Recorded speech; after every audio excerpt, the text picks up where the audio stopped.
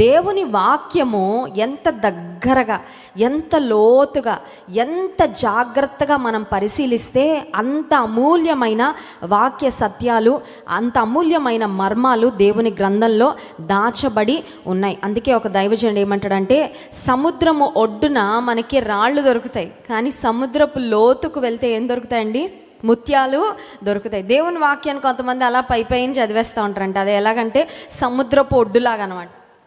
జక్కయ్య గురించి చెప్తున్నారు ఇవాళ. నాకు ఎప్పుడో తెలుసు, నేను 3rd క్లాస్లోనే సండే స్కూల్లో విన్నాను. ఇంకా నేర్చుకోవడానికి ఏమి తప్పిపోయిన కుమారుడా, నిద్రలో లేపినా చెప్పేస్తా. తప్పిపోయిన కుమారుడు హిస్టరీ ఏంటి, పాస్ట్ ఏంటి, ప్రజెంట్ ఏంటి, ఫ్యూచర్ ఏంటి, నాకు అంతా తెలుసు అని అనుకుంటాం. అదేంటంటే సముద్రపు ఒడ్డున ఉండే అనుభవం. కానీ దేవుని వాక్యము లోతుగా వెళ్ళే కొద్దీ ప్రతిసారి అదే మాటలు వింటున్నా కొన్నిసార్లు ఒక్కొక్కసారి ఒక నూతనమైన కోణంలో, ఒక నూతనమైన విధానంలో, ఒక నూతనమైన అనుభవాలు దేవుడు మనకు అదే లేఖన భాగం ద్వారా కూడా కొన్నిసార్లు నేర్పిస్తూ ఉంటారు. కాబట్టి దేవుని వాక్యాన్ని గురించి మనం ఎప్పుడూ ఎక్సైట్మెంట్ తగ్గించుకోకూడదండి. చూడండి, మనుషుల్ని ఫస్ట్ టైం కలిసినప్పుడు ఎట్లా ఉంటుంది? మామూలుగా సెల్ఫీ దిగేస్తాము, ఆటోగ్రాఫ్ తీసేసుకుంటాము, ఇంకా వదిలిపెట్టాం వాళ్ళు వెళ్ళేదాకా. అదే మనకు రోజు కనబడుతున్నారు అనుకోండి, వాళ్ళు కనబడినా కూడా ఉంటారులే, కూర్చుంటారులే, వెళ్తారులే, వచ్చారులే అన్నట్లు పట్టించుకోం కదా. దేవుని వాక్యాన్ని గుర్చి ఆ ఎక్సైట్మెంట్ అనేది it should never die down. ఎప్పుడు కూడా అది తగ్గిపోవడానికి వీల్లేదండి మన హృదయంలో. ఈ వాక్యం ఎప్పుడు మన దగ్గరే ఉంటుంది. దేవుని వాక్యంలో వ్రాయబడిన మాటలు ఎప్పుడు మారవు. దేవుడు కాలాన్ని బట్టి, సమయాన్ని బట్టి, పరిస్థితులను బట్టి ఆయన వాక్యాన్ని రివైజ్ చేసి అప్డేటెడ్ వర్షన్ దేవుడు రిలీజ్ చేయట్లా. కానీ ఈ వాక్యము అన్ని కాలాలకు, అన్ని తరాలకు, అన్ని సమయాలకు సంబంధించినది. దేవుని వాక్యాన్ని గురించి నేర్చుకునేటప్పుడు, దేవుని వాక్యాన్ని ధ్యానించేటప్పుడు ఎప్పుడు కూడా ఏదో ఒక నూతనమైన అంశము దేవుడు మనకు తెలియజేస్తారు. కాబట్టి we should always get excited to listen to God's word. దేవుని వాక్యం వినేటప్పుడు, దేవుని వాక్యాన్ని ధ్యానించేటప్పుడు మనం ఎప్పుడు కూడా ఆ ఉత్సాహాన్ని కోల్పోకూడదు. రోమాపత్రిక 12వ అధ్యాయము 1వ వచనం మరొకసారి చదువుదాం. కాబట్టి సహోదరులారా, పరిశుద్ధమును దేవునికి అనుకూలమునైన సజీవ యాగముగా మీ శరీరములను ఆయనకు సమర్పించుకొనుడని దేవుని వాత్సల్యమును బట్టి మిమ్మును బతిమాలు కొనుచున్నాను. ఇట్టి సేవ మీకు యుక్తమైనది. ఈ వచనంలో మనం ఎక్కువగా ధ్యానించని మాట ఏంటంటే ఇట్టి సేవ. సేవ అంటే ఏంటండి? మన దృష్టిలో సేవ అంటే ఏంటి? బయటకు వెళ్ళి దేవుని గురించి తెలియని వారికి సువార్త ప్రకటించడం, లేదంటే మందిరంలో మన యొక్క తలాంతులు వాడడం, మన శక్తి వాడడం, మన బలాన్ని వాడడం, దేవుని కొరకు ఇవ్వడం, ఇదంతా దేవుని సేవించడంలో భాగం అని మనం అనుకుంటాం. But here we see a new definition of serving the lord. దేవుని సేవించడానికి ఒక నూతనమైన అర్థము, లేదంటే ఒక నూతనమైన విధానము ఈ వచనంలో కనబడుతుంది. యూజువల్గా మనం ఎప్పుడు ధ్యానం చేసినప్పటికీ సజీవ యాగంగా దేవునికి సమర్పించుకోవాలనే మాట వరకు చూస్తాం. కానీ అది దేవుని దృష్టిలో ఎలాంటిదంటే సేవ అంట. అంటే ఒక మాట గమనించాలి, సేవ అంటే మనం చేసేదే కాదు, మన జీవితాల్లో మనం ఎలా దేవునికి ఇష్టంగా మలుచుకుంటామో అది కూడా సేవలో భాగమే. హల్లెలూయా. Serving God doesn't just mean that you should do something, it also means what you become. దేవుడు నిజానికి మనం ఏమి చేస్తున్నాము అనేది దేవుడు చూస్తారు. చేసే వాటిని బట్టి ప్రతిఫలం ఇస్తాడు. చేసే ప్రార్థన, చేసే ధర్మకార్యములు, చేసే సహాయము, చేసే పరిచర్య అంతటికి ప్రతిఫలం ఇస్తాడు. రహస్యమందు చూచు మీ తండ్రి మీకు ప్రతిఫలం ఇచ్చిననుంది. బట్ దేవుడు ఇంకా ఎక్కువగా ఇంట్రెస్టెడ్ దేనిలో అంటే మనం చేసే వాటికంటే మనం ఏమవుతున్నాము, మనం ఎలా బ్రతుకుతున్నాము, మన జీవితము దేవునికి ఇష్టంగా ఎలాగా దేవుని వాక్యము ద్వారా సరి చేసుకుంటూ మలచుకుంటున్నాము, అది దేవునికి యుక్తమైన, దేవునికి ఇష్టమైన ఇట్టి సేవ మీకు యుక్తమైనది. ఇంగ్లీష్ బైబిల్లో డిఫరెంట్ ట్రాన్స్లేషన్స్ ఉన్నాయి. NKJV, KJV, ఆ తర్వాత new American standard Bible, NASB అంటారు. చాలా వర్జన్స్ ఉన్నాయి ఇంగ్లీష్ బైబిల్లో. మనం చూసినట్లయితే ఒక వర్జన్లో ఏమనుందంటే రీజనబుల్ సర్వీస్ అనే మాట ఉంది. సర్వింగ్ ద లార్డ్, సేవ చేయడంలో, దేవుని సేవించడంలో ఇది ఒక శ్రేష్టమైన విధానము అనే మాట ఉంది. ఇంకొక ట్రాన్స్లేషన్లో ఏమనుందంటే it is true and proper worship అని ఉంది. దేవుని ఆరాధించడంలో ఇది ఒక శ్రేష్టమైన విధానం అంట. మనం ఆరాధన అంటే ఏమనుకుంటాం? మనకు ప్రసంగాల్లో ఆరాధన స్తుతి అనగానే ఏం గుర్తొస్తుంది? ఆదివారం చేసే 20 నిమిషాల ప్రైజ్ అండ్ వర్షిప్, అంతే, అంతవరకే. కానీ దేవుని వాక్యం సెలవిస్తుంది ఏంటంటే మన జీవితాలను సజీవ యాగంగా దేవునికి సమర్పించుకోవడము ఆయనకి ఇష్టమైన ఆరాధన. దేవుని ఆరాధించడం అంటే నోరు తెరిచి స్తుతించడమే కాదు, మన జీవిత విధానమే ఒక ఆరాధన అంట దేవునికి. ఆయనకు అంగీకార యోగ్యంగా మనము జీవించినప్పుడు. హల్లెలూయా. ఈ వచనాన్ని ఇంకొంచెం లోతుగా మనం ఒక్కొక్క మాట చదువుకుంటూ వెళ్దాము. పరిశుద్ధమును దేవునికి అనుకూలమునైన సజీవ యాగముగా. సాక్రిఫైస్, యాగము అంటే సాక్రిఫైస్. పాత నిబంధన గ్రంథంలో ఈవెన్ యేసుక్రీస్తు ప్రభువారిని కూడా బాలుడుగా ఉన్నప్పుడు తన తల్లిదండ్రులు యెరూషలేము దేవాలయంలోకి తీసుకొచ్చినప్పుడు ఒక గువ్వల జత అక్కడ దేవునికి అర్పించడానికి తీసుకొచ్చినట్లుగా మనం చూడగలం. పాత నిబంధన గ్రంథంలో బలులకు అర్పణలకు చాలా ప్రాధాన్యత ఉండేది. ఒక కుటుంబము సంవత్సరం అంతటిలో వారు చేసిన పాపాలకు పరిహారంగా ఒక గొర్రెను లేదంటే ఒక మేకపిల్లను తీసుకొచ్చి దేవుని సన్నిధిలో వధించేవారు. అదొక బలిగా ఉండేది. సో అర్పణగా ఉండేది. సాక్రిఫైస్ అనే మాటకు అర్థం ఏంటంటే ఏది అర్పించబడుతుందో ఇంకా అది బ్రతకడానికి అవకాశము మనకి బదులు ఆ గొర్రె లేకపోతే ఆ మేకపిల్ల లేదంటే ఆ గువ్వల జత ఏవైతే ఉంటాయో అవి సాక్రిఫైస్ చేయబడతాయి. కానీ దేవుడు కోరుకుంటున్న సాక్రిఫైస్ ఏంటి? దేవుడు కోరుకుంటున్న అర్పణ ఏంటి? యాగం ఏంటంటే సజీవ యాగం అంట. హల్లెలూయా. కొంతమంది అంటారు నేను దేవుడి కొరకు చచ్చిపోతానండి, దేవుని కొరకు అవసరమైతే ప్రాణం పెట్టేశాను. శబాష్, నీకు అంత కమిట్మెంట్ ఉంటే గాడ్ బ్లెస్ యూ. నీ ప్రాణాన్ని దేవుని కంటే నువ్వు ఎక్కువగా ప్రేమించకుండా ఏసే కొరకు చనిపోవడానికన్నా సిద్ధమేనండి అని చెప్పగలుగుతున్నావంటే నిన్ను బట్టి దేవునికి స్తోత్రం. కానీ నువ్వు దేవుని కొరకు చనిపోదాం అనుకుంటున్నావు లేదంటే అవసరమైతే చనిపోతాను అనడానికంటే ముందుగా దేవుడు కోరుకుంటుంది ఏంటంటే నువ్వు బ్రతికినంత వరకు ఆయన కొరకు బ్రతకాలి అని. మనం ఎవరో ఆయన కొరకు ప్రాణం పెట్టేయాలని దేవుడు కోరట్లేదు. ఎందుకంటే ముందు ఆయన ప్రాణం పెట్టేశారు.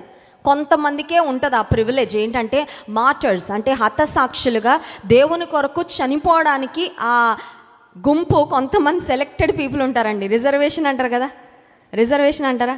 రిజర్వేషన్ ఇంత పర్సెంట్ అని ఉంటుంది. ఆ అర్హత అంటే ఆ పర్సెంటేజ్ అబవ్ వచ్చిన వాళ్ళకి లేదంటే ఇంత మెరిట్ లిస్ట్లో ఉన్న కొంతమందిని సెలెక్ట్ చేస్తారు అంతే. ఇప్పుడు దేవుని కొరకు హతసాక్షులయ్యే అవకాశం అందరికీ రాదు. కొంతమంది దేవుని చిత్తానుసారంగా దేవుడు కొంతమందిని ఏర్పాటు చేసుకుంటాడు ఆయన కొరకు మరణించడానికి.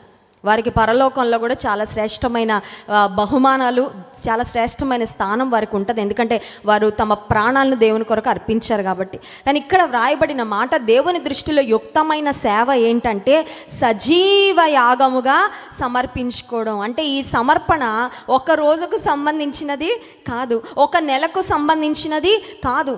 కొంతమంది మాల వేసుకుంటారు తెలుసా మీకు?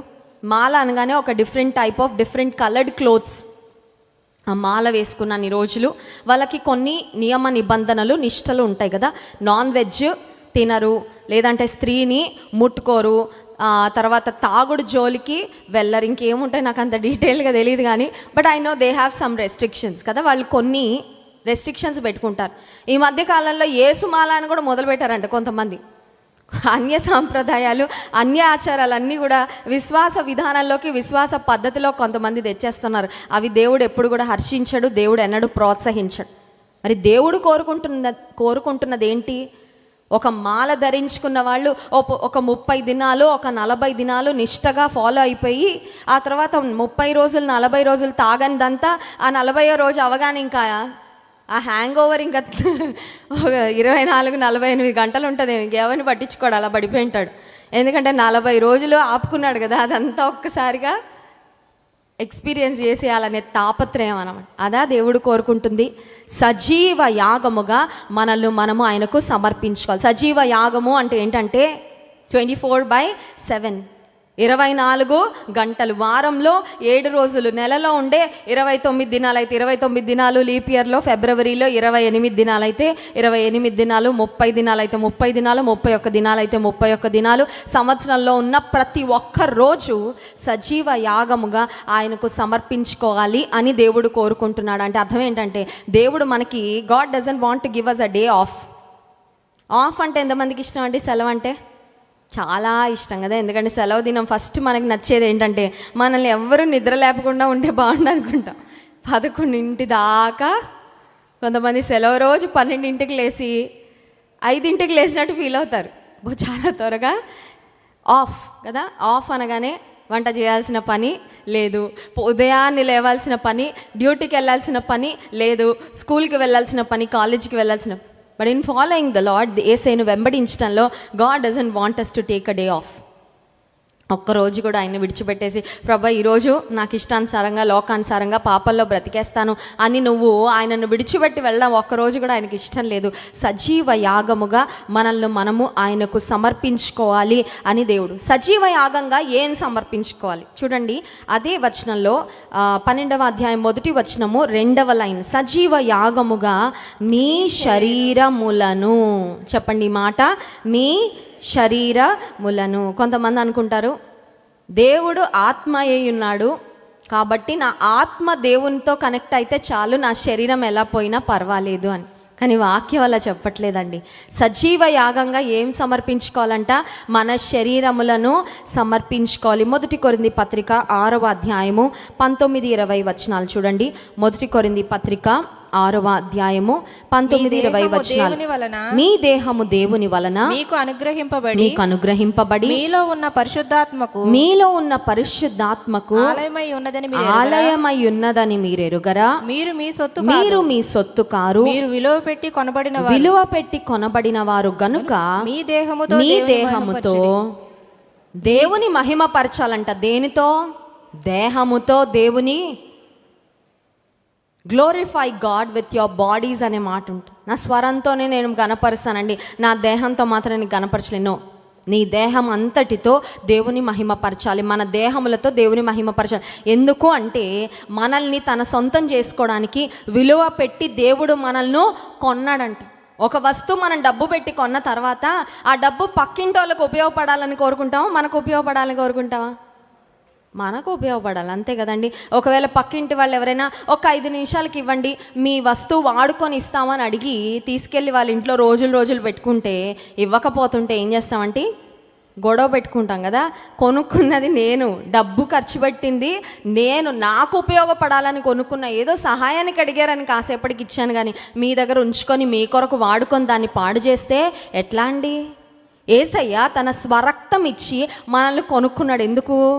ఆయన కొరకు మనము ఉపయోగపడాలని. అంతేగాని లోకంలో ఉండి మన దేహములతో మరి ఆయనను మహిమపరచని అనుభవాలతో సాగాలి అని దేవుని చిత్తము, దేవుని ఉద్దేశము ఎన్నడూ కూడా కాదు.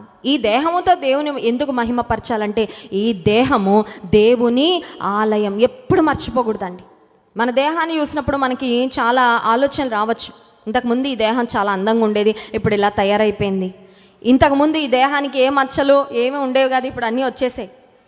ఒకవేళ ఫ్రాక్చర్ అయిన వాళ్ళు, గాయాలైన వాళ్ళు, అలాంటి వారికి కుట్లు, ఆ స్కార్స్ అవన్నీ బాడీ మీద చూస్తూ ఉంటే ఇంతకుముందు ఎంత బాగుండేదోనండి నా దేహం, ఇప్పుడే ఇలా పాడైపోయింది. అదంతా పక్కన పెట్టేయి. కానీ నీ దేహము దేవుని ఆలయం. Your body is the temple of the holy spirit. ఇది ఎంత గొప్ప ఆధిక్యత అండి. దేవుడు మన అక్షయమైన దేహాలను అక్షయుడైన దేవుడు తన ఆలయంగా చేసుకోవడానికి ఇష్టపడ్డాడంటే ఇది ఈ దేహాలకు, ఈ మట్టి దేహాలకు భాగ్యమా కాదా చెప్పండి. ఒక చిన్న దీన ఇంటిలో, ఒక చిన్న పూరి గుడిసెలో ఒకవేళ రాజుగారు వచ్చి మీ ఇంట్లో భోజనం చేస్తారంటే అందరూ ఏమంటారండి? వీడు ఎంత లక్కీ అండి, రాజుగారు అడుగు పెడతారంట. మామూలుగా అయితే ఆయన ఈ ఇంట్లో అడుగు పెట్టడానికి ఈ ఇంటికి అంత లేదు, అంత ఘనత లేదు. కానీ రాజుగారు ఎన్నుకున్నాడు ఇంట్లో ఉండడానికి. దేవాతి దేవుడు కూడా, అక్షయుడైన దేవుడు కూడా క్షయమైన పాడైపోయే ఒక్కరోజు చనిపోతే ఈ దేహం డికంపోజ్ అవ్వడం స్టార్ట్ అయిపోద్దండి.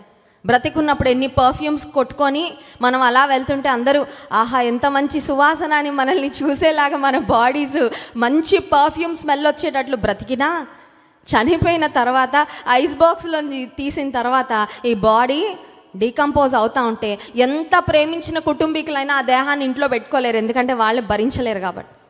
ఈ దేహము మట్టి దేహము, మన్నైనది తిరిగి మన్నైపోద్ది, వాక్యంలో వ్రాయబడింది. కానీ ఈ మట్టి దేహాన్ని, క్షయమైపోయే మన దేహాలను దేవుడు, అక్షయుడైన దేవుడు తన ఆలయంగా చేసుకొని అంటున్నాడు, మీరు మీ సొత్తు కారు. You are not your own. కాబట్టి ఇప్పుడు ఏమొచ్చినా నా ఇష్టం, నా లైఫ్ అని అనడానికి ఉందండి? రక్షణ పొందిన వాళ్ళకి అవకాశం లేదండి.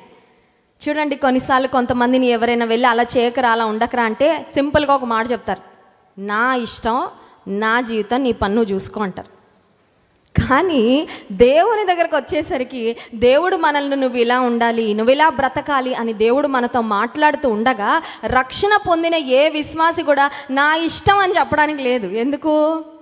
మనల్ని ఆయన విలువ పెట్టి కొన్నాడు కదా. ఇందాక నేను చెప్పాను కదండి, ఒక వస్తువును మనం డబ్బు పెట్టి మార్కెట్లో కొన్న తర్వాత ఆ వస్తువు మనం చెప్పినట్టు వింటది. మనం ఆన్ చేస్తే ఆన్ అవుతుంది, ఆఫ్ చేస్తే ఆఫ్ అవుతుంది, పాజ్ చేస్తే పాజ్ అవుతుంది. అంతేగాని టీవీ మనం కొనుక్కొని ఇంట్లోకి తీసుకొచ్చిన తర్వాత మీరేదో న్యూస్ ఛానల్ పెట్టుకున్నారు, ఆ టీవీ నాకు న్యూస్ అంటే ఇష్టం ఉండదు, నాకు బోర్ అవుతుంది, నేను స్పోర్ట్స్ ఛానల్ ఆన్ చేస్తాను అంటదా అండి టీవీ? రిమోట్ మన చేతిలో ఉంటే మనం ఏం నొక్కితే, మనం ఏది ప్రెస్ చేస్తే అది ప్లే అవుతుంది. ఎందుకంటే మనం కొన్నాము, అది మన సొంతము, మన ఇష్టానుసారంగా దాన్ని మనం ఆపరేట్ చేసుకుంటాం, వాడుకుంటాం. ఇప్పుడు రక్షణ పొందిన ప్రతి విశ్వాసి, దేవుని రక్తము చేత కొనబడిన ప్రతి విశ్వాసి, మనము మన సొత్తు కాదు అని గుర్తుపెట్టుకోవాలి. మరి ఎవరి సొత్తు? యేసయ్య. కాబట్టి ఇది ఉదయం లేవగానే ఏమడగాల? ఈరోజు నీ ఇష్టము నా పట్ల నెరవేర్చు, నీ ఇష్టము నా ఇష్టముగా మార్చయ్యా. హల్లెలూయా. దేవుని ఇష్టం మన ఇష్టం అయితే ఇంకా క్లాష్ ఏమి ఉండదండి. దేవుని ఇష్టం మన ఇష్టం అయితే జీవితంలో చాలా ఆశీర్వాదకరంగా, చాలా మహిమకరంగా మన జీవితం ముందుకెళ్తుంది. కానీ చాలాసార్లు పొరపాటు ఎక్కడ జరుగుతుందంటే, దేవుని రక్తము చేత మనము కడగబడ్డాము, కొనబడ్డామని తెలిసి కూడా, రక్షణ పొందామని తెలిసి కూడా మన ఇష్టాన్నో ఇంకెవరో ఇష్టాలనో నెరవేరుస్తా బ్రతికేస్తాం. కొంతమంది అంటారు, మమ్మీ నాకు ఇష్టం లేదు, కానీ మమ్మీ మా ఫ్రెండ్స్ అందరూ అడిగారు, నేను కాదు అనలేకపోయాను, నేను వద్దు అని చెప్పలేక వారి ఇష్టం నేను నెరవేర్చాను, కానీ నాకు ఇష్టం లేదు, కానీ ఎవరిని నొప్పించకూడదని నేను అలా చేసేసాను. ఇప్పుడు ఒక ప్రశ్న అడగనివ్వండి, మనుషులని నొప్పించకూడదని నువ్వు చూస్తున్నావా, దేవుని నొప్పించకూడదని చూస్తున్నావా? కనబడే మనుషులు ఒకవేళ నువ్వు ఏదైనా ఒక మాట చెప్తే మొహం మార్చుకుంటారేమో, వారి ఇష్టం నువ్వు చేయట్లేదని, లేదంటే నీతో మాట్లాడడం మానేస్తారేమో. వాళ్ళకి మేబీ నీ మీద కొంచెం ప్రేమ ఉండొచ్చు, వారు మేబీ నీకు కొంత సహాయం చేయొచ్చు, నీకు ఒక సపోర్ట్గా ఉండుండొచ్చు. కానీ నీ కొరకు తన సర్వాన్ని ధారపోసి తన ప్రాణాన్ని పెట్టిన దేవుడు, తన సొత్తుగా నిన్ను చేసుకున్న దేవుడు, తన ఇష్టము నీ పట్ల, తన చిత్తాన్ని నీ పట్ల నెరవేర్చాలని ఆయన ఆశిస్తూ ఉన్నప్పుడు, ఆయన చిత్తాన్ని నువ్వు ధిక్కరిస్తే, విస్మరిస్తే దేవుని ఆయాసపరుస్తున్నావు. అవునా కదా అండి? We are displeasing God many times because we are people pleasers. మనుషులను సంతోషపెట్టాలనే ఆలోచన, ఆశ ఎక్కువగా ఉండడం వల్ల చాలాసార్లు మరి దేవుని సంతోష పెట్టలేని స్థితిలో ఉన్నాము. మీరు చూడండి, 12వ అధ్యాయం రోమాపత్రిక 1వ వచనం, మీ శరీరములను ఆయనకు సజీవ యాగముగా సమర్పించుకొనుడని దేవుని వాత్సల్యమును బట్టి మిమ్మును బతిమాలుకొనుచున్నాను. బహుశా మీరు ఎవరైనా అనుకుంటున్నారేమో, నేను ఏ సేవ చేయలేకపోతున్నానండి, సేవ చేయాలని ఉంది కానీ నాకు మంచి స్వరం లేదండి, నేను పాట పాడితే అందరు పారిపోతారండి, సేవ చేయాలని ఉంది కానండి నాకు సమయము లేదండి, సేవ చేయాలని ఉంది కానీ నాకు ఎలా ప్రార్థన చేయాలో కూడా తెలియదండి, సేవ చేయాలని ఉంది కానీ దేవునికి ఇవ్వడానికి నా దగ్గరే డబ్బులు లేవండి, నేనే అక్కరల్లో ఉన్నాను. How can I serve the lord? నేను దేవుని ఎలా సేవించగలను? ఆయనకు యుక్తమైన సేవ నేను ఎలా చేయగలనంటే, ముందు నీ జీవితాన్ని సజీవ యాగంగా సమర్పించుకో, అలా స్టార్ట్ చేయి. That is how you start your journey in serving the lord. దేవుని సేవించడంలో ఆ ప్రయాణం ఎట్లా మొదలు పెట్టాలంటే, ముందు మనల్ని మనం సమర్పించుకొని ప్రారంభిస్తే నీ జీవితం ద్వారా దేవునికి మహిమ, నీవు చేసే సేవ ద్వారా కూడా దేవునికి మహిమ వస్తుంది. హల్లెలూయా. ఈ రోజుల్లో చాలామంది సేవ అని మొదలుపెట్టి దేవుని నామానికి చెడ్డ పేరు తీసుకొస్తున్నారండి. సేవకులనే చెప్పుకుంటున్నారు కానీ దేవుని నామానికి చెడ్డ పేరు తెస్తూ ఉన్నారు. సేవ చేస్తున్నామని చెప్పుకుంటున్నారు గొప్పగా, కానీ దేవునికి ఇష్టమైన సేవ చాలామంది చేయట్లేదు. ఏంటి కారణం అంటే, ముందు సజీవ యాగంగా సమర్పించుకోకుండా ఏదో చేసేద్దాం అని వెళ్తున్నారు. దేవునికి సమర్పించుకోకపోతే, దేవునికి ఇష్టంగా మనం మలచబడకపోతే, దేవునికి అయిష్టమైన పనులు ఎన్నో చేసే ప్రమాదం ఖచ్చితంగా ఉంటుంది. ఎక్కడో ఒక దగ్గర తప్పటడుగులు వేసే అవకాశము, ఎక్కడో ఒక దగ్గర దేవునికి ఇష్టమైన కార్యాలు చేసే పరిస్థితి ఖచ్చితంగా వస్తుంది. దేవునికి ఇష్టమైన సేవ దేవునికి యుక్తమైన సేవ ఏంటంటే మొట్టమొదటిగా మన శరీరాలను సజీవ యాగముగా ఆయనకు సమర్పించుకొనుట. ఆ తర్వాత మాట అదొక్కటి మనం ధ్యానం చేసి ఆరాధనలోకి వెళ్దాం. 12వ అధ్యాయం 2వ వచనం, మీరు ఈ లోక మర్యాదను అనుసరింపక ఉత్తమమును అనుకూలమును సంపూర్ణమయ్యున్న దేవుని చిత్తమేదో పరీక్షించి తెలుసుకొనున్నట్లు మీ మనస్సు మారి నూతన మగుట వలన రూపాంతరం పొందుడి.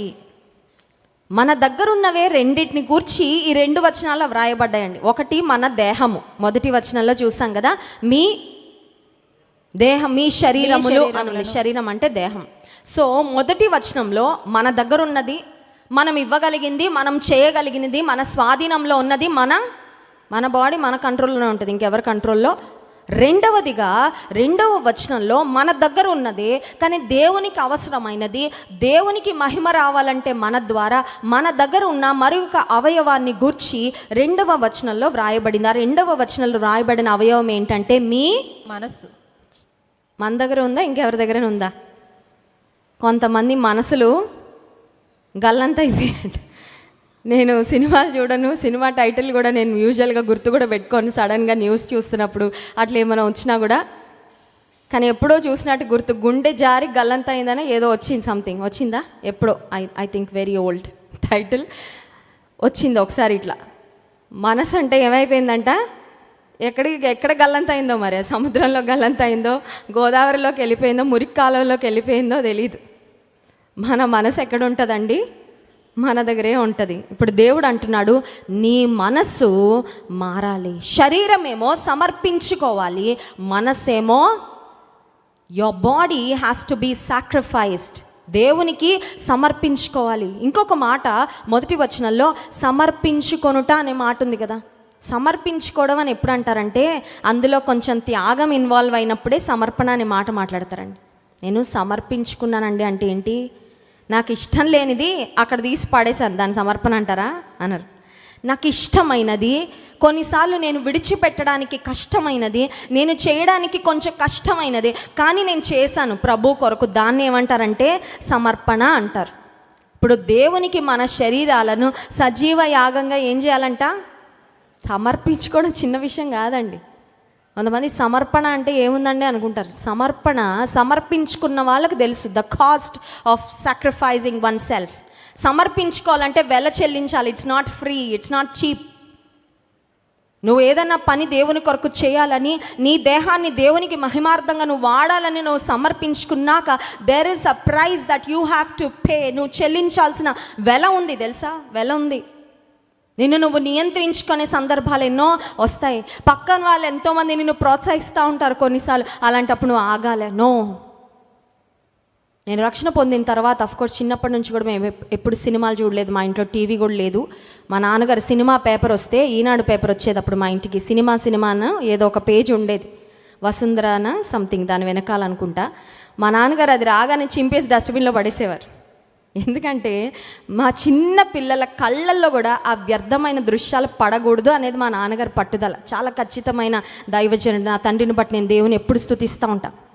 సినిమాలు అంటే తెలియదండి, సినిమా పాటలు అంటే తెలీదు. పెరుగుతూ ఉన్నాను. రక్షణ పొందిన తర్వాత ఒక తీర్మానం తీసుకున్నాను. అదేంటంటే, నేను సంగీతం నేర్చుకోవాలని, నేనేం పెద్ద సింగర్ని కాదు. అయితే దేవుని సన్నిధిలో నేను తీసుకున్న ఒక తీర్మానం ఏంటంటే, ఈ స్వరము కేవలం యేసయ్య నీ పాటల కొరకే నేను వాడతా. I will not Singh any kind of film music, కనీసం హమ్మింగ్ కూడా చేయను అని తీర్మానం తీసుకున్నాను. పాటలు అంటే ఇంట్రెస్ట్ ఉన్న వాళ్ళకి ఈరోజు ప్రపంచం అంతా సంగీతం వెనకాల వెళ్తూ ఉంది, అవునా కదండి? కొన్నిసార్లు సినిమా ట్యూన్లే చాలా క్యాచీగా ఉంటాయి. ఇక్కడ పాడే పాటలైనా ఎక్కవేమో కానీ అలా వెళ్తూ ఉంటే దారిలో ఏదైనా సినిమా ఒక లైన్ వచ్చిందంటే మైండ్లో టక్కుమని ఎక్కేస్తుంది అది. కొన్నిసార్లు తెలియకుండా కొంతమంది పాడేస్తూ ఉంటారండి, ఎందుకంటే అంత క్యాచీగా ఉంటాయి ఆ ట్యూన్స్ కానీ ఆ మ్యూజిక్ కానీ. తీర్మానం తీసుకున్న తర్వాత నేను హాస్టల్లో జాయిన్ అయ్యాక మా ఫ్రెండ్స్ అన్నారు, నువ్వు బాగా పాడతావు కదా, పలానా ఫ్రెషర్స్ పార్టీ ఉంది, అందరూ అన్ని క్యాంపస్ల నుండి ఫ్యాకల్టీ వస్తారు, సర్స్ వస్తారు, మేడమ్స్ వస్తారు, అందరి దృష్టిలో నువ్వు పడి నువ్వు ఫేమస్ అవ్వడానికి మంచి ఆపర్చునిటీ, ఒక్క సినిమా పాట పాడు, నీ వాయిస్కి ఈ పాట చాలా బాగా సూట్ అవుతుందని మా ఫ్రెండ్స్ అడిగారు. నేను కరెంటు పోగానే ఏసై పాటలు మొదలుపెట్టేదాన్ని అండి, అందుకని వాళ్ళకి తెలుసు నేను పాడతానని. నేను అన్నాను, నాకు ఫేమస్ అవ్వడం ముఖ్యం కాదు, కానీ ఈ వాయిస్ని నేను ఏసైకి సమర్పించాను, ఐ కెనాట్ సింగ్. అప్పుడు అందరు అన్నారు, ఎంత తెలివి తక్కువది, దేవుడి పాటలే పాడుతుందంట. స్వరం ఉన్నప్పుడు, టాలెంట్ ఉన్నప్పుడు దాన్ని ఎలా వాడుకొని పైకి రావాలో తెలియాల, బుద్ధిహీనత అని మా ఫ్రెండ్స్ అందరూ అనుకున్నారండి. ఆ రోజు నేను హాస్టల్ రూమ్కి వెళ్ళి మా వార్డెన్ మ్యామ్ కూడా పిలిచి అన్నారు, ఏంటి ఇట్లా చెప్పావంట అందరికీ, అంతేనా, ఇంకా మారవా, నువ్వు మార్చుకోవా? లేదు మ్యామ్, నేను మార్చుకోను, నేను పాడొద్దు అనుకుంటున్నాను, నేను కేవలం జీసస్ సాంగ్సే పాడతాను మ్యామ్ అంటే, నేను ఇంకెవరు మార్చలేరు లేళ్ళు అని కోపంగా పంపించేశారు. సరే రూమ్కి వెళ్ళిన తర్వాత నా డైరీ తీసుకొని నేను రాసుకున్నానండి, యేసయ్య నీ పాటలు మాత్రమే నేను పాడతానని తీర్మానం తీసుకొని, లోక సంబంధంగా కొంచెం అందరి దృష్టి పడే అవకాశాన్ని కూడా నేను కోల్పోయాను. కానీ నేను చేస్తున్న ఈ చిన్న సమర్పణ నువ్వు చూస్తున్నావని నేను నమ్ముతున్నా. నీకోసము గొప్ప గొప్ప స్థలాలలో పాడే అవకాశం నాకు ఇస్తావు అని నేను నమ్ముతున్నానని ఇంటర్ ఫస్ట్ ఇయర్లో రాసుకున్నానండి. ఇప్పటికీ నా డైరీలన్నీ మా ఇంట్లో ఉన్నాయి, మా మమ్మీ వాళ్ళ దగ్గర రాసుకుని పెట్టుకున్న ఆ రోజు. కానీ కొన్ని వారాల తర్వాతే సీడీల్లో పాడే అవకాశం దేవుడిచ్చాడు. కొన్ని వారాల తర్వాతే నా ఆల్మోస్ట్ బీటెక్ ఫస్ట్ ఇయర్కి వచ్చేసరికి తేజ టీవీలో మరి జాన్ బిల్మోరీ అంకుల్ పాటలు పాడుతుంటే, అంకుల్ మా డాడీని అడిగారు, మీ పాపను కూడా పాడిస్తారా అంటే, అంకుల్ టీవీ ప్రోగ్రాంలో అంకుల్తో పాటు పాడే అవకాశం దేవుడిచ్చారండి. మోస్ట్ అన్ఎక్స్పెక్టెడ్, నేను ఎప్పుడు కూడా అనుకోలేదు, ఊహించలేదు. కానీ దేవుడు చిన్న అవకాశం వదిలేశాను ఆయన కొరకు. సజీవ యాగంగా సమర్పించుకోవడం అంటే చిన్న ఎగ్జాంపుల్ చెప్తున్నా. ఈ స్వరం సమర్పించుకున్న దేవుని కొరకు, కానీ దేవుడు నాకు అవకాశాలు తక్కువ చేయలేదండి. దేవుడు నాకేం తక్కువ, ఈ స్వరము ఎవరు ప్రపంచాన్ని వినపడకుండా మోగబోయే స్వరంలాగా పెట్టలా దేవుడు. నువ్వు సమర్పించుకొని చూడు, సమర్పించుకో, నీ కాళ్ళు సమర్పించుకో, నీ చేతులు సమర్పించుకో, నీ నోటిని సమర్పించుకో, నీ తలాంతులు సమర్పించుకో. ఆ తలాంతులు దేవుడు ఎక్కడికి తీసుకెళ్తాడో నువ్వు చూసి దేవుని మహిమపరుస్తావు. హల్లెలూయా. దావీదు ఒక మంచి వాయిద్యకారుడుగా ఉన్నాడు. బైబిల్ గ్రంథంలో చూసినట్లయితే వాయిద్యాలు వాయించేవారు, వాయిద్యాలు నేర్చుకునేవారు, తలాంతున్నవారు ఎంతోమంది ఉండుంటారండి ఆ కాలంలో. అయితే సౌలు రాజుకు దురాత్మ పట్టగానే ఎవరి తలాంతు ఉపయోగపడిందండి అతని దురాత్మను వదలగొట్టడానికి? దావీదే. హల్లెలూయా. He was called, పిలువబడ్డాడంట. దావీదును పిలిపించండి. రాజు చాలా ఇబ్బందికరమైన పరిస్థితుల్లో దురాత్మతో పిచ్చెక్కిపోతా ఉన్నాడు. ఇప్పుడు రాజు దురాత్మ వదలగొట్టబడాలంటే దావీదు రావాల్సిందే. దావీదు ఎక్కడ తీసుకున్నాడు ట్రైనింగ్? గొర్రెల దగ్గర తీసుకున్నాడు ట్రైనింగ్. మ్యా అరుస్తూ ఉంటాయి గొర్రెలు. ఈయనకు వచ్చిన ట్యూన్స్లో ఈయన వాయించుకుంటా, యెహోవా నా కాపరి నాకులేమి, అక్కడ అయిందండి ట్రైనింగ్. రాజుల ముందు తన తలాంతును ప్రదర్శించే స్థానము దేవుడు దావీదుకి ఇచ్చాడు. హల్లెలూయా. ఎందుకంటే సజీవ యాగంగా సమర్పించుకున్నాడు, దేవునికి సమర్పించుకున్నాడు, దేవునికి అప్పగించుకున్నాడు. ఆ సమర్పణకు దేవుడిచ్చిన స్థానము, లేదంటే దేవుడిచ్చిన హెచ్చింపండి. నువ్వు సమర్పించుకొని చూడు, ఫలం ఏంటో నీకు తర్వాత వెంటనే కనబడకపోవచ్చు. సమర్పించుకున్న తర్వాత people may look at you as a loser. మనుషులు నిన్ను చూసి ఒక తెలివి తక్కువ నిర్ణయం అండి. ఏంటండి సమర్పణ అంటే ఇదేనా? మన బ్రాంచ్ పరిచర్యలో వాడబడే బ్రదర్ ఉన్నారు. ఆ బ్రదరు బెహ్రెన్ అనే దేశంలో సేవ చేస్తూ ఉండేవారు. బెహ్రెన్ ప్రాంతానికి దైవజనులు జాన్ వెస్లీ గారిని పిలిపించి బ్రదర్ మీటింగ్స్ పెట్టించినప్పుడు దేవుడు చాలా సూటిగా బ్రదర్తో మాట్లాడారంటే ఏమనంటే, నీ జాబ్ నువ్వు విడిచిపెట్టి నువ్వు సంపూర్ణ సేవకు వెళ్ళిపోవాలి ఇండియాకని, దైవజనులు జాన్ వెస్లీ గారి ద్వారా. అయితే వెస్లీ గారు అక్కడ మీటింగ్స్ జరిగించారు.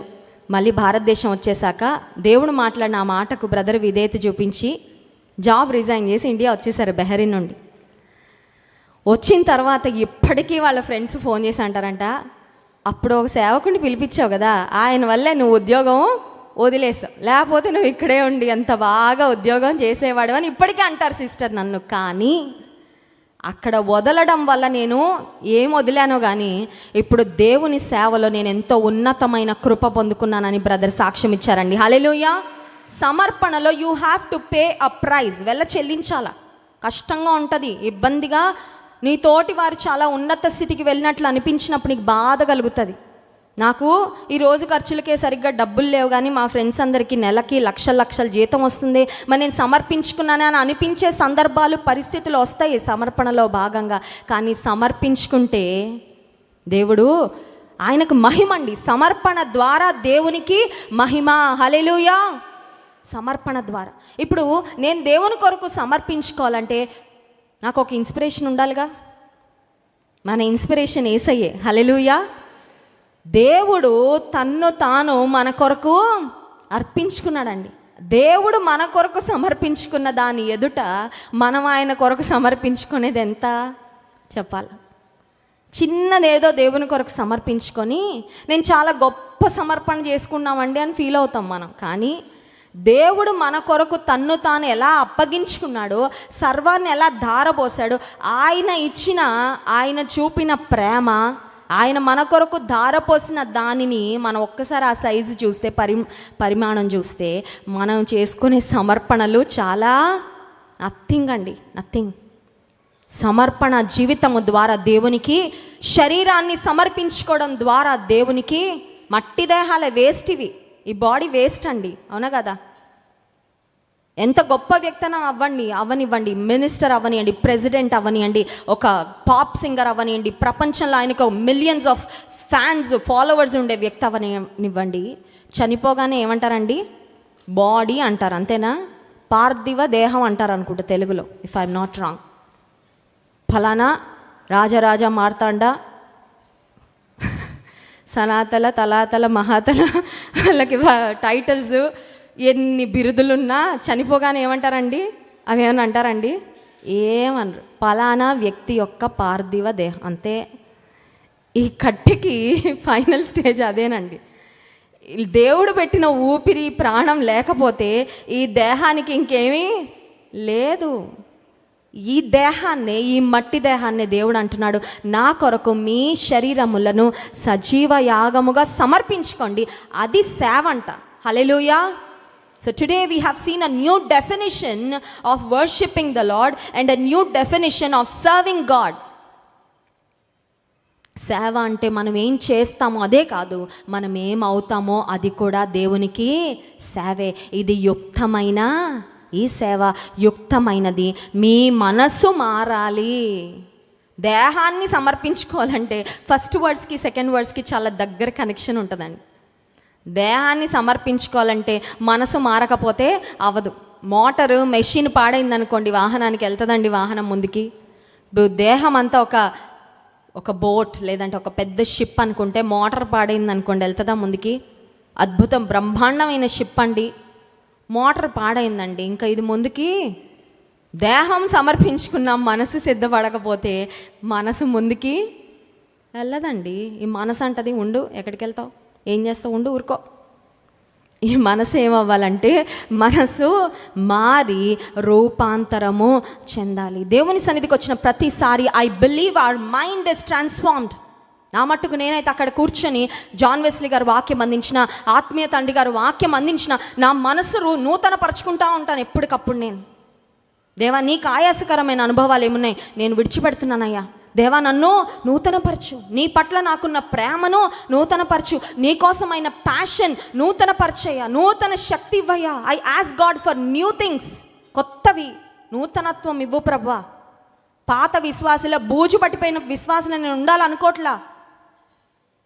కొత్త పెళ్ళైనప్పుడు కొత్త పెళ్లి కూతురు ఎలా ఉంటారండి? కొత్త పెళ్లి కూతురు కాదు, పెళ్లి కూతురు పెళ్లి కొడుకు మామూలుగా ఉంటారు, చాలా చక్కగా ఉంటారు. 10 సంవత్సరాలు అయ్యాక ఎలా ఉంటారు? అదోలా ఉంటారు కదా. అది బండికి రిపేర్లు వచ్చేసి అక్కడ ఇంటి పక్కన పార్క్ చేసి ఉంటారు, అలా ఉంటారు కొంతమంది. ఏ ఉత్సాహం ఉండదు ఏమి. మా ఆయనండి ఉన్నాడు లేండి, ఒక ఆయన అక్కడ ఉన్నాడు. పాస్టర్ గారు చెప్తా ఉంటారు కదా, ఆవిడని అడిగితే మీ ఆయన గారు పోయాడండి. ఎక్కడ పోయాడు? డ్యూటీకి పోయాడండి. అలా ఉంటుంది. కానీ పెళ్ళైన కొత్తలో ఎలా ఉంటుందండి? మా ఆయన గారండి, వారండి, వీరండి, గారండి అన్నీ కలిపేస్తూ ఉంటారు టైటిల్స్, ఎందుకంటే అంత రెస్పెక్ట్. పాత అయ్యే కొద్దీ ఉన్న రెస్పెక్ట్ అంతా ఊడిపోద్ది.